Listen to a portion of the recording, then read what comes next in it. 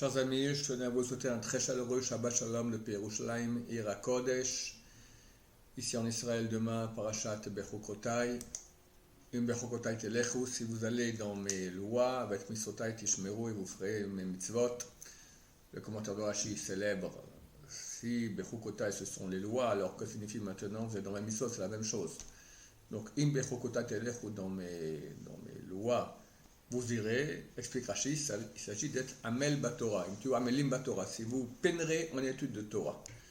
Alors il y a une série de bénédictions extraordinaires, et si le contraire à Dieu ne plaise, alors 49 malédictions terribles.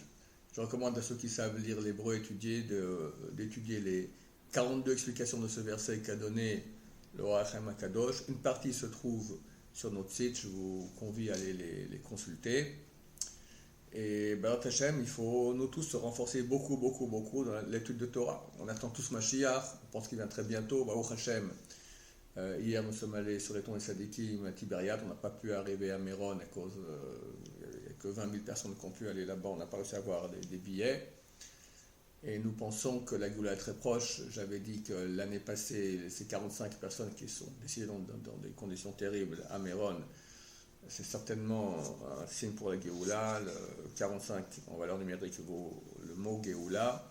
Hier, on a appris que un membre de la coalition, un membre arabe de la coalition, a quitté la coalition. Peut-être que c'est le début de la fin pour eux, que enfin cette royauté du mal va s'écraser.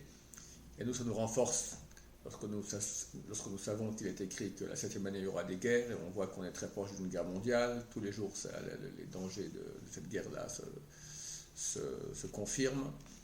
Et il est écrit qu'en fin de 7e année, Mashiach y vient. On voit que ce jour même de l'Akba Omer, donc cette ministre arabe a quitté la coalition.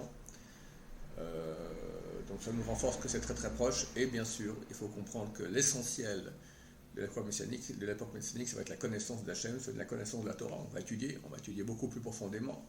Mais pour pouvoir recevoir à cette époque-là tous les dévoilements extraordinaires de Torah, il faut qu'on commence déjà maintenant à beaucoup étudier. Donc étudier, peiner en Torah. C'est pas facile, il faut beaucoup étudier, mais on reçoit par cela tout le but de la vie.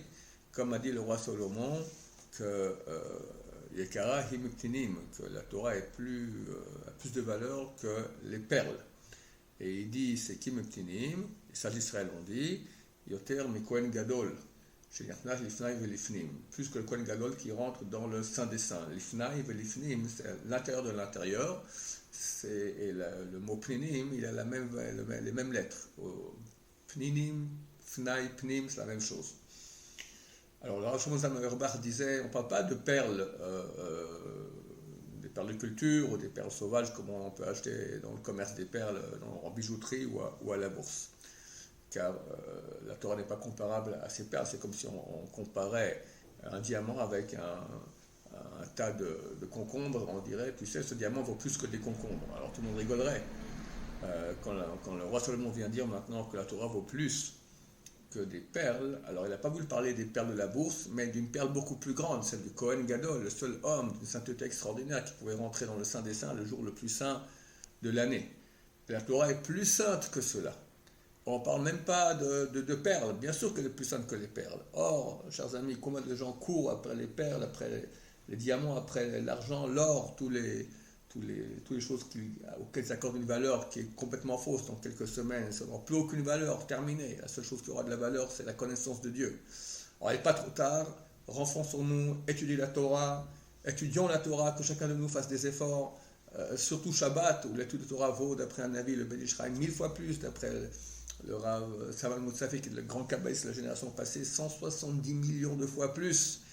Alors étudions beaucoup, comme ça nous serons très heureux quand Moshe reviendra, d'avoir déjà une connaissance de la Torah, elle ira en s'approfondirant toujours plus. Je souhaite à tous un Shabbat Shalom, plein de bonheur, plein de Torah, plein de sainteté, plein de lumière. Amen, Amen, Shabbat Shalom, Umvurach.